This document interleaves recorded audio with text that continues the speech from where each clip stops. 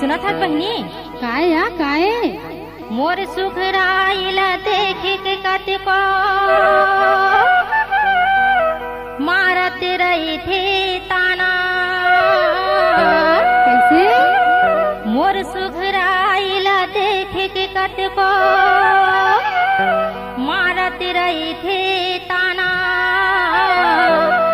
लइका जवान लाका कहिबे बहिनी बुढ़वा घलो है दीवाना। देखा था वही डोकरा ला तो देख कैसे आँखी मारा थे। कलयुग है दीदी, कलयुग है वो। डोकरा मन घलो भाई आगे है।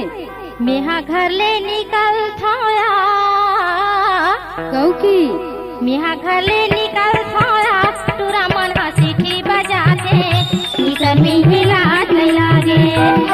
मेहा घर ले निकल थाया तुरा मन सीटी बजा दे निकर में